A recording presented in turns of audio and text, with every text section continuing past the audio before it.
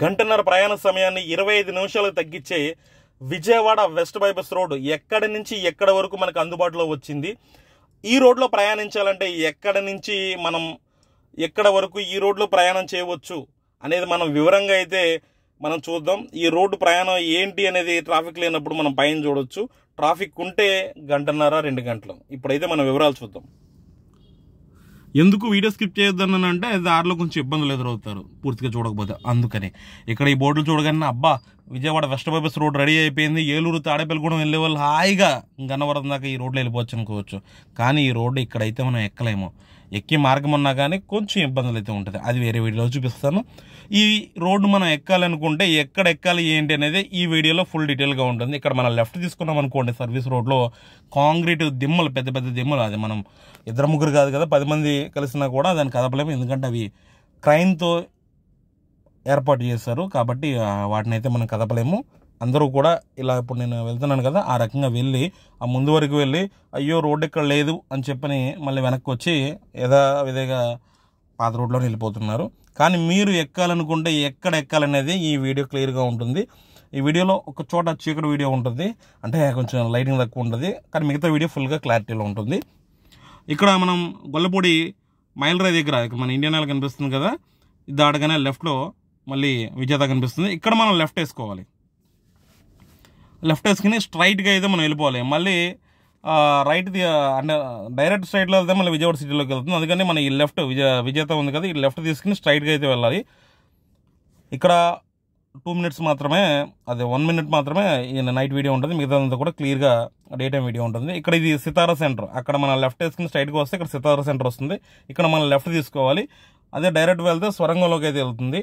అంటే నేను ఇంత క్లియర్గా ఎందుకు చెప్తున్నాను అంటే విడివిడిగా ఈ రోడ్లో కొత్త వాళ్ళు వచ్చారని కొంచెం కన్ఫ్యూజ్ అవుతారు, వాళ్ళు ఇబ్బంది పడతారు కాబట్టి నేను ఈ డీటెయిల్డ్ వీడియో అన్నమాట. ఈ రోడ్డు లెఫ్ట్ తీసుకున్న తర్వాత స్ట్రైట్ వచ్చేస్తే ఇక్కడ ఇండియన్ ఆయిల్ బంక్ ఉంటుంది, అంటే ఇక్కడ 2 మార్గాలు ఉంటాయి అన్నమాట. దాని గురించి నేను ఇక్కడ ఈ రోడ్లో అయితే స్పీడ్ బ్రేకర్లు తక్కువ ఉంటాయి కాబట్టి సితారా సెంటర్ నుంచి రమ్మన్నాను. సో ఇక్కడ ఈ జంక్షన్ కాడ కూడా స్ట్రైట్గా వెళ్ళిపోతే ఇక్కడ మనకి మిల్క్ ఫ్యాక్టరీ ఫ్లైఓవర్ వస్తుంది, చన్మూల వెంకటరావు గారు ఫ్లైఓవర్ అని చెప్పని అంటారు, మిల్క్ ఫ్యాక్టరీ ఫ్లైఓవర్ అని ఫేమస్. ఈ ఫ్లైఓవర్ మీద ఒక రైట్ వస్తుంది, 80% రైట్ అయితే తీసుకోవద్దు. ఈ ఫ్లైఓవర్ మీద కూడా స్ట్రైట్ వెళ్ళిపోతే మనకి ఈ కొత్త వెస్ట్ బైపాస్ రోడ్లోకి అయితే మనం చేరుకోవచ్చు. ఇప్పుడు అయితే ఫ్లైఓవర్ మీద వెళ్తున్నాము,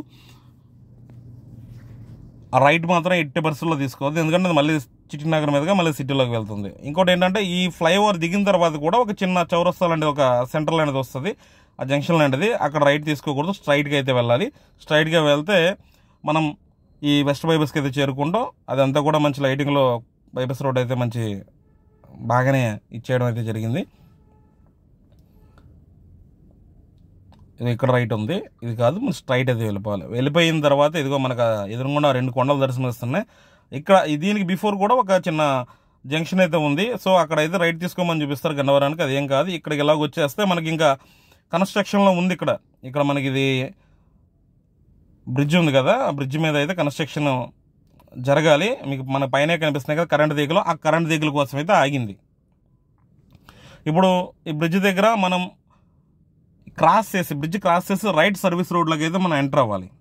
అంటే బిఫోర్ రైట్లో ఒక సర్వీస్ రోడ్ ఉంటుంది, అది క్లోజ్ అయి ఉంటుంది. సో మనం అది బ్రిడ్జ్ క్రాస్ చేసిన తర్వాత రైట్ సర్వీస్ రోడ్డు. ఈ ఏరియా అంబాపురం ఏరియాలో మాట ఇది. ఇక్కడ మనం అయితే ఎక్కొచ్చు. ఈ రోడ్డు మ్యాక్సిమం ఓపెన్లో ఉంటుంది, ఎప్పుడైనా మన దురదృష్టం ఎప్పుడో ఒకసారి అయితే క్లోజ్లో అయితే ఉంటుంది, మ్యాక్సిమం అయితే ఓపెన్లోనే ఉంటుంది. ఈ సర్వీస్ రోడ్లో నుంచి మనం పైకి ఎక్కామంటే మనం ఎప్పుడెప్పుడు అని ఎదురు చూస్తున్న విజయవాడ వెస్ట్ బైపాస్ రోడ్ అయితే అద్భుతంగా అంటే చాలా అద్భుతంగా అయితే తయారైపోయింది.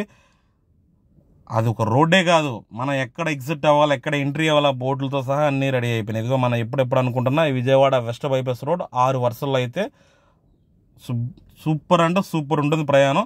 ఇక్కడ మనం ఈ రోడ్లో ప్రయాణం చేస్తే మనకి ఏంటంటే బెనిఫిట్, మనం సుమారు గంటన్నర చేసి జర్నీ మనకి కేవలం 25 నిమిషాల్లో అయిపోతుంది. ఇప్పుడు నేను చేసి ఈ ప్రయాణం 23 కిలోమీటర్ల ప్రయాణం చేశాను ఈ రోడ్డు మీద, జస్ట్ 18 నిమిషాల్లో అయితే నా ప్రయాణం అయితే అయిపోయింది. అంటే మనకి ఇంకా ఇది ఇబ్బంది ఉంది, శుభ్రంగా ఇక్కడ మనకి నో ట్రాఫిక్, హాయిగా 6 లైన్లు వరుసలో అయితే మనం వెళ్ళిపోవచ్చు. ఇక చూసారా ఈ బోర్డులు ఇవన్నీ కూడా అరేంజ్ చేశారు, నేమ్ బోర్డులు అన్నీ కూడా. కాకపోతే ఏంటంటే ఈ కరెంటు తీగలు ఏవైతే ఉన్నాయో ఆ కరెంటు తీగలని హై టెన్షన్ వైర్స్ని దారి మళ్లించాలి అంటే ఎత్తైన టవర్ల మీదకి అయితే మార్చాలి. ఆ మార్చే క్రమంలో ఇక్కడ కోర్టులో కొంచెం కేసులు అయితే జరుగుతున్నాయి అక్కడ రైతులతోనే. కాసేపు భూమి ఇస్తామని, కాసేపు ఇవ్వమని, కాసేపు బయట చూసుకోవాలని, కాసేపు కోర్టులో చూసుకోవాలని ఒక డిస్కషన్ అయితే జరుగుతుంది. దాని గురించి 95% ఈ హైవే రోడ్ అయితే వెస్ట్ బైపాస్ రోడ్ అయితే పూర్తయిపోయింది. ఇది హైవే అథారిటీలోకి వస్తుంది కాబట్టి ఇది హైవే రోడ్ అని కూడా అనుకోవచ్చు. ఎందుకంటే ఇది మన చెన్నై నుంచి కోల్కతా వెళ్ళే NH16కి ఒక సబ్ లైన్ లాంటిది అన్నమాట, అంటే డైవర్షన్ లాంటిది, సిటీ ట్రాఫిక్ లేకుండా. ఈ రోడ్లో అయితే మనకి 95% పనులు పూర్తయిపోయినాయి. జస్ట్ 5% మాత్రమే ఒక 3-4 చోట్ల కరెంటు తీగల కోసం అయితే ఆగడం అయితే జరిగింది. మనం ఈ రోడ్లో ప్రయాణం చేసినప్పుడు ఒకటి మాత్రం గుర్తుపెట్టుకోవాలి, ఏంటి అని చెప్పానంటే ఇక్కడ మనం చూసారుగా రైట్ సైడ్లో ఆపోజిట్ వేలో కూడా మనకు వెహికల్స్ వస్తాయి. కాబట్టి మనం మిడిల్ లైన్ లేదంటే లెఫ్ట్ లైన్లో అయితే వెళ్ళడం బెటర్. మనం ఏదో వన్ వే అనుకుంటే కాదు కదా, ఇక్కడ అంటే అవతల వైపున కొన్ని చోట్ల ఎగ్జిట్ ఎంట్రీ పాయింట్లో అంటే పెద్ద పెద్ద కాంక్రీట్ దిమ్మలు అయితే పెట్టడం జరుగుతుంది. కాబట్టి దాని గురించి ఈ వన్ సైడ్ నుంచే ఎక్కువ అయితే ప్రయాణం అయితే జరుగుతుంది. కాబట్టి మీరు ప్రయాణం చేయాలనుకున్నప్పుడు కేర్ఫుల్గా అయితే చేయాలి. ఎందుకంటే రైట్ సైడ్లో అంటే మనకు ఆపోజిట్లో కూడా వెహికల్స్ వస్తాయి. కాబట్టి మనం జాగ్రత్తగా అయితే చేయాల్సిన అవసరం ఉంటుంది. ఎందుకంటే ఇంకో విషయం ఏంటంటే ఈ రోడ్లో ఏదైనా యాక్సిడెంట్ అయితే కనుక పోలీస్ వాళ్ళతో కూడా డబుల్ వెరిషన్ అయితే ఉంటుంది. ఈ రోడ్డుకి అప్పుడే అప్రూవల్ ఇవ్వలేదు, అప్పుడే పర్మిట్ ఇవ్వలేదు, మీరు ఎట్లా ఇందులో ప్రయాణం చేస్తారని వాళ్ళు అడగడానికి కూడా అవకాశం ఉంటుంది. ఎందుకంటే ఇది వాళ్ళ ఏవైతే వెహికల్ ఉంటాయో అంటే కన్స్ట్రక్షన్ వెహికల్ అటువంటి ఏవైతే ఉంటాయో వాటి కోసం అయితే ఓపెన్ పెట్టినట్టుగా పెట్టారు. కాకపోతే అన్ని వెహికల్లో వెళ్తున్నాయి. చూసారుగా ఈ రోడ్ అయితే చాలా అంటే చాలా బాగుంది. మనం ఈ రోడ్లో వెళ్తున్నప్పుడు ఇప్పుడు చూసారా మేఘాలు ఇవన్నీ కూడా అసలు ప్రయాణం చేస్తున్నా అంటే మనం అంటే మంచి వ్యూని అయితే ఎంజాయ్ చేస్తే అయితే ప్రయాణం చేయొచ్చు. అంటే డ్రైవింగ్ వాళ్ళు అది చూస్తూ కూర్చున్నారంటే అది వేరే రకంగా ఉంటుంది. కాబట్టి పక్క సీట్లో కూర్చున్న వాళ్ళు అది బైక్ అయినా కావచ్చు ఏదైనా కావచ్చు, అంటే ఎక్కువ స్ట్రెయిన్ లేకుండా సరదాగా వాతావరణాన్ని ఎంజాయ్ చేస్తే అయితే మనం ఈ ప్రయాణాన్ని అయితే చాలా సాఫీగా చేయొచ్చు. కేవలం 23 కిలోమీటర్ల ప్రయాణం నాకు జస్ట్ అంటే అక్కడ దిగినప్పుడు ఒక ట్రాక్టర్ రోడ్ అడ్డు వచ్చింది, అందుకని 19 నిమిషాల దాకా పట్టింది. లేకపోతే నన్ను 15 నిమిషాల్లో అయితే ఫినిష్ అయిపోతుంది కారులో ఆ ప్రయాణం. చాలా అంటే చాలా అద్భుతంగా అయితే ఉంది. ఈ రోడ్లో మనం ప్రయాణం చేస్తున్నప్పుడు ఒక చోట ఒక టోల్ గేట్ కూడా రావడం జరుగుతుంది.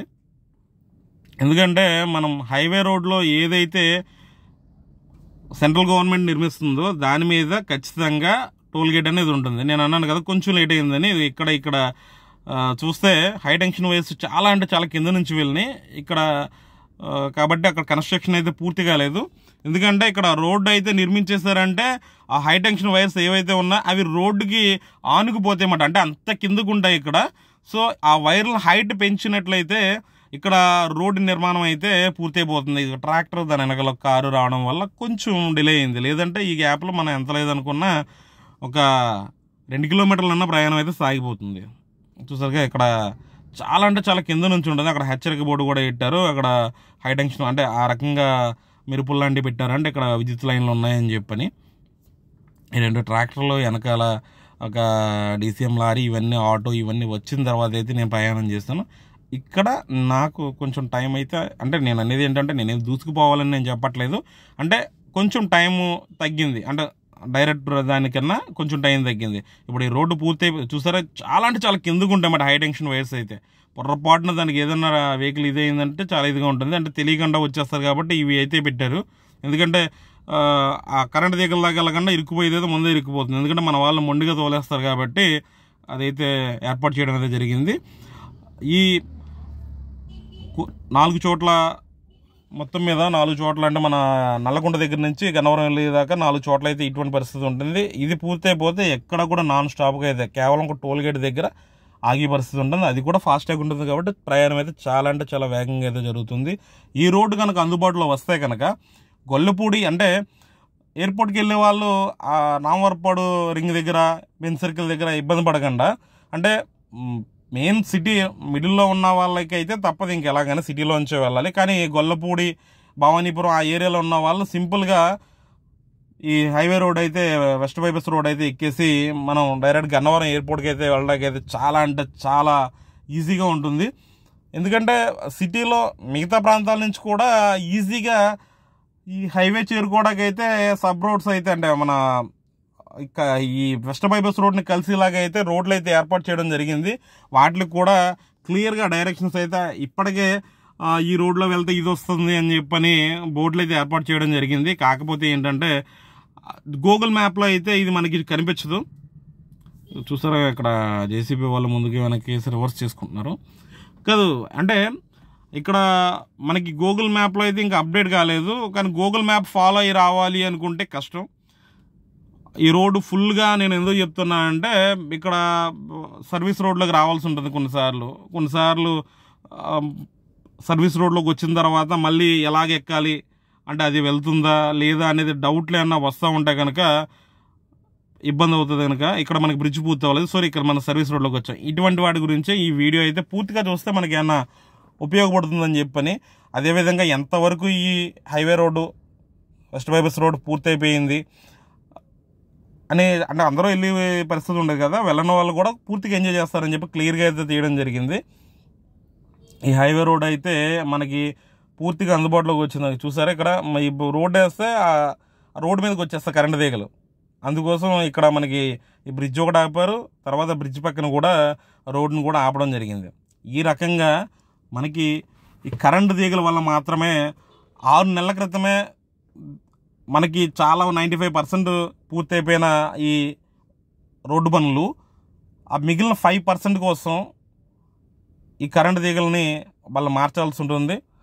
వాటి గురించి ఈ పనులు అయితే ఆగిపోయినాయి. 6 నెలల నుంచి ఇంకా పనులు అయితే ముందుకు పోయే పరిస్థితి కాదు. కానీ కాంట్రాక్ట్దారు మాత్రం ఎవరైతే ఉన్నారో ఆ కాంట్రాక్ట్ కంపెనీ వాళ్ళు ఎంతవరకు అంటే అది అవ్వలేదు కదా కాబట్టి మనం మొత్తం అయిన తర్వాత చూద్దాం అన్నట్టు కాకుండా ఎక్కడైతే ఇబ్బంది ఉందో అక్కడ వరకు పనులు ఆపేసి మిగిలిన పనులన్నీ కూడా మ్యాక్సిమం పనులన్నీ కూడా పూర్తి చేసుకుంటాం. ఆఖరికి ఇక్కడ చూసారుగా మన రోడ్డు మీద వెళ్తున్నప్పుడు వైట్ పెయింట్లు ఇంకా అవన్నీ కూడా పక్కన వీళ్ళు ఏర్పాటు చేయవలసిన సైన్ బోర్డ్స్ అంటే మనకి ఈ టౌన్కి వెళ్తే ఇది వస్తుంది, ఆ టౌన్కి వెళ్తే అంటే ఆ టౌన్కి వెళ్ళాలంటే ఇంత దూరం ఉంది, ఈ డైరెక్షన్లు అన్నింటినీ కూడా ఇలా ఇక్కడ యూటర్న్ వేయాలి, ఇక్కడ యూటర్న్ వేయకూడదు, ఇవన్నీ కూడా వాళ్ళు ఏర్పాటు చేసేసి రెడీగా ప్రారంభించడానికి సిద్ధం అన్నట్టు అయితే ఉన్నారు. కాకపోతే ఆ చిన్న 5% కోసం ఈ రోడ్డు నిర్మాణం అయితే ఆగడం జరిగింది. మనం కంటిన్యూస్గా ఎటువంటి ఒక ఇబ్బంది లేకుండా ప్రయాణం చేయాలి అంటే 5% పూర్తి అయిపోతే రైట్ సైడ్ రోడ్డు కూడా మనకి పూర్తి స్థాయిలో అందుబాటులోకి వచ్చినప్పుడు మనం ఈ రోడ్డు మీద చాలా సేఫ్ అండ్ సెక్యూర్గా మనం ప్రయాణం చేయొచ్చు. ఎందుకంటే ఆపోజిట్లో సడన్గా వెహికల్స్ అయితే రావడం జరుగుతుంది. అటువంటప్పుడు చాలా ఇబ్బంది పడాలి. ఎందుకంటే ఈ రోడ్డు కొన్ని చోట్ల అప్ అండ్ డౌన్స్ ఉంటుంది. అప్ అండ్ డౌన్స్ ఉన్న చోట మనకి క్లియర్గా అవతల వచ్చేది క్లియర్గా మన ఈ లైన్లో వస్తుందా అన్నది మనం ఒక్కసారిగా దగ్గరకు వచ్చిన తర్వాత కనిపిస్తుంది. అదే ఒకే సైడ్ అంటే 2 వైపులా ఓపెన్ అయిపోతే మనకు ఆ బాధ ఉండదు.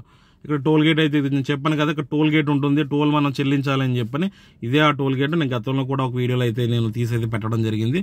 ఈ టోల్ గేట్ పక్క నుంచి ఇదంతా కూడా సర్వీస్ బిల్డింగ్ ఏరియా. ఎందుకంటే టోల్ గేట్ మధ్యలో నుంచి అయితే మనం వెళ్ళడానికి లేకుండా ఈ పక్క నుంచి అయితే ఒక రోడ్ డైవర్షన్ కింద ఇచ్చారు. ఎందుకంటే అక్కడ వాళ్ళకి సెన్సార్లు ఇవన్నీ కూడా ఉంటాయి టోల్లో. ఇది వే బ్రిడ్జ్ చూసారా, అంటే ఇక్కడ ఇంత కెపాసిటీతో ఇక్కడ అంటే వాళ్ళ ఒక రూల్ అయితే ఉంటుంది, ఒక రోడ్డు మీద ఇంత కెపాసిటీతో వెహికల్ ప్రయాణం చేయాలనేది. దాని గురించి కొన్ని సందర్భాల్లో అయితే చెక్ చేయడం జరుగుతుంది. ఆ టోల్ లోపల నుంచి వచ్చినా కూడా వాళ్ళకి సెన్సర్లు గట్టా ఉంటాయి, అవన్నీ పాడైతే అని చెప్పని ఓపెన్ కాకుండా పాడు చేసుకోవడం ఎందుకని చెప్పని పక్క రోడ్ల నుంచి పంపిస్తున్నారు. మనం అయితే ఈ రకంగా అంటే నేను ఇప్పుడు ఈ వీడియో మొత్తం లెంత్ 23 నిమిషాల 6 సెకండ్లు. నేను ఈ హైవే రోడ్డు మీద ఇది ఇప్పుడు మనం ఏదైతే రోడ్డు మీద ప్రయాణం చేస్తున్నాం ఈ రోడ్డు మీద 19 నిమిషాల దాకా ప్రయాణం చేశాను. అది కూడా అందులోనే మళ్ళీ ఆ గడ్డి ట్రాక్టర్లు వచ్చినాయి, డీసీఎం లారీ గురించి ఆగాను కదా, అవన్నీ కలుపుకుని నేను 19 నిమిషాలు మాత్రమే ప్రయాణం చేశాను. 19 నిమిషాల ప్రయాణం కూడా చాలా అంటే క్లైమేట్ కూడా చూసారు కదా, మేఘాలు ఇవన్నీ కూడా చాలా నీట్గా ఉన్నాయి. ప్రయాణం అయితే అసలు తెలియకుండా నేను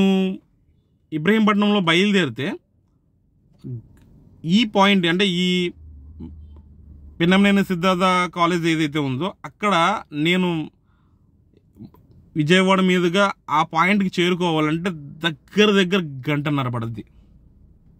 గంటన్నర, అందులో ఎటువంటి డౌట్ లేదు.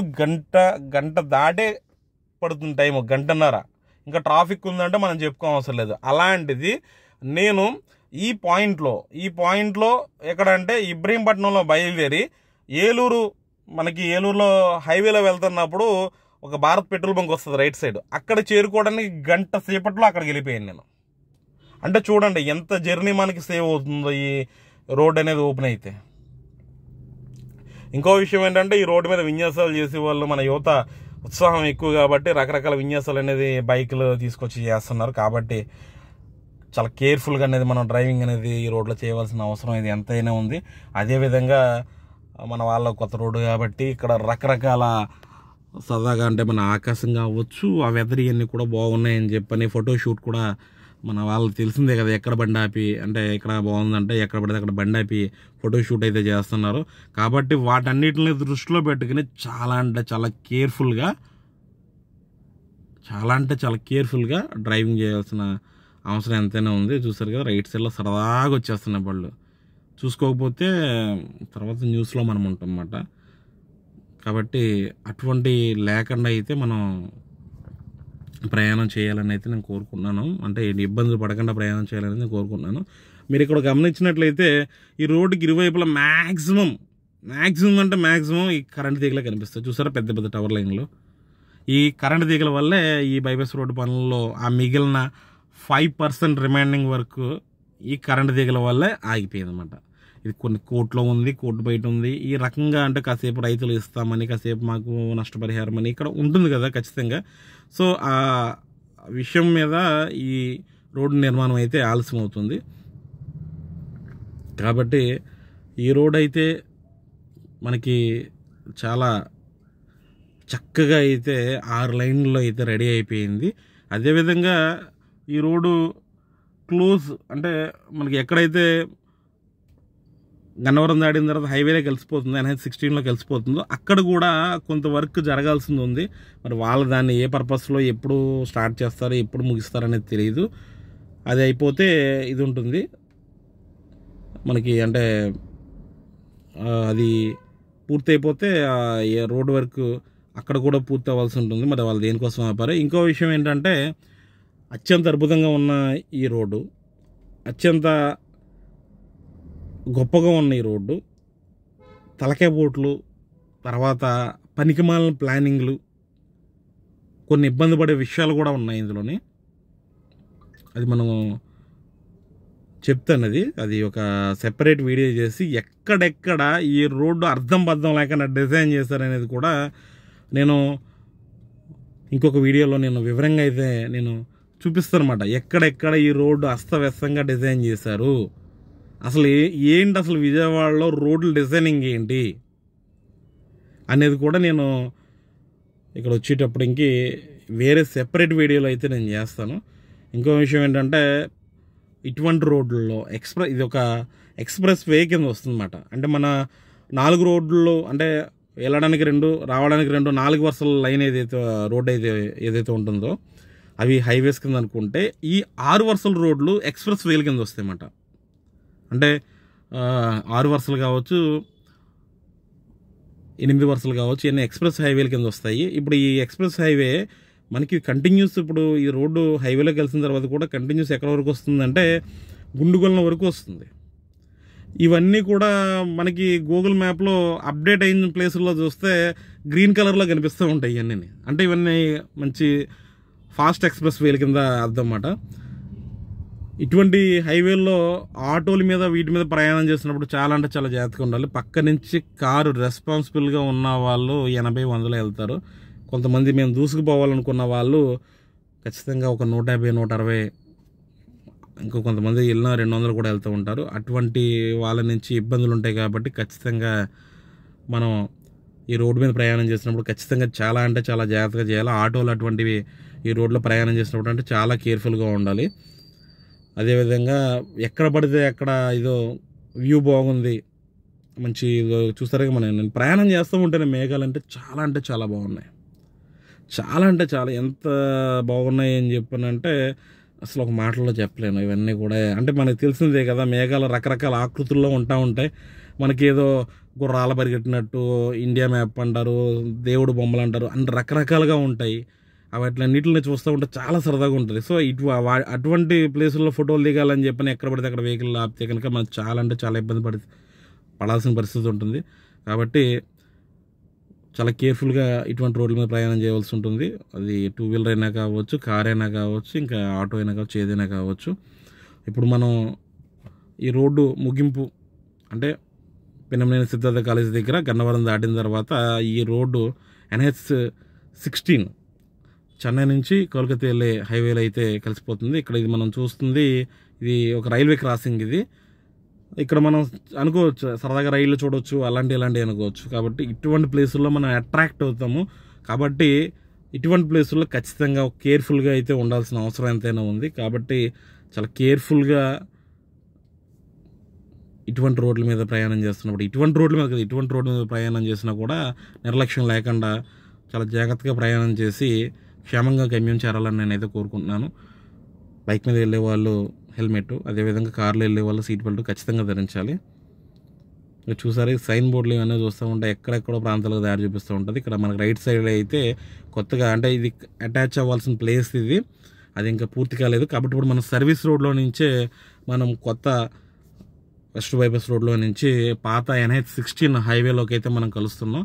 ఈ రోడ్డు గుండా మనం తర్వాత హనుమాన్ జంక్షన్, ఏలూరు, ఇంకా గోదావరి జిల్లాలో అమలాపురం, కాకినాడ ఎక్కడికైనా వెళ్ళొచ్చు. ఈ టన్నల్స్ గట్ట వచ్చినప్పుడు హార్న్ మోగిస్తే చాలా అంటే చాలా కేర్ఫుల్గా రావాలి. ఎందుకంటే ఆ టన్నల్లో నుంచి మేము వీరుల్లా దూసుకుపోదామని చెప్పని కొంతమంది ఉత్సాహంగా ఉన్న వాళ్ళు వచ్చేదనుకో మనకు చాలా ఇబ్బందులు వస్తుంది. కాబట్టి చాలా అంటే చాలా కేర్ఫుల్గా ప్రయాణం. కొంతమంది అనుకుంటారు వీడికి డ్రైవింగ్ అంటే భయం అనుకోవచ్చు. నేను జాగ్రత్తగా ఉండమంటే భయపడుతున్నట్టు కాదు, ఇబ్బంది పడద్దు అని చెప్పి. ఫ్యూచర్లో ఒక మంచి జంక్షన్ కాబోయే ఏరియా అన్నమాట ఇది, మన రైట్ సైడ్లో కనిపించింది. సో జాగ్రత్త ఎప్పుడు కూడా దాన్ని ఏమంటారు, ఇది చేతకందనం అయితే కాదు. జాగ్రత్తగా ఉండమని చెప్పడం భయపడడం కాదు, చేతకందనం కాదు. స్పీడ్గా ఎవరైనా వెళ్ళగలరు, కానీ బ్రేక్ వేసినప్పుడు దాని ప్రతిబలాన్ని కంట్రోల్ చేయగలిగిన వాడు మాత్రమే బయటపడతాడు. ఇప్పుడు మనం చూస్తున్నాం కదా, ఇక్కడ మనం ఈ హైవే రోడ్లో ఎక్కేటప్పుడు కొంచెం కేర్ఫుల్గా అయితే ఎక్కాలి. ఎందుకంటే రైట్ సైడ్ నుంచి చాలా వేగంగా అయితే వెహికల్ వస్తూ ఉంటాయి. కాబట్టి ఒకసారి చూసుకుని ఆగి ఎక్కాలి. అంతేగాని సడన్గా వెళ్ళామంటే మనం భారీ మూల్యం తప్పించుకునే పరిస్థితి అయితే ఉంటుంది, చెల్లించుకోవాల్సి ఉంటుంది. కాబట్టి మనం అందరం కూడా రోడ్డు భద్రత పాటిద్దాం. భారీ మూల్యం చెల్లించుకోకుండా క్షేమంగా గమ్యం అయితే చేరదాం. అందరం కూడా సీట్ బెల్ట్ కార్లో వెళ్ళినప్పుడు అది డ్రైవర్ ఒకలే కదా, అందరూ పెట్టుకోవాల్సిన అవసరం ఉంది. అదేవిధంగా బైక్ మీద వెళ్ళే వాళ్ళు ఫ్రంట్ బ్యాక్ ఇద్దరు కూడా హెల్మెట్ పెట్టుకుని క్షేమంగా గమ్యం చేరాలని నేను కోరుకున్నాను. చిన్నపిల్లలకు కూడా చిన్న హెల్మెట్లు వస్తాయి, వాటిని కూడా ఉపయోగించండి. రోడ్డు భద్రత పాటిద్దాం, ఆనందంగా జీవిద్దాం.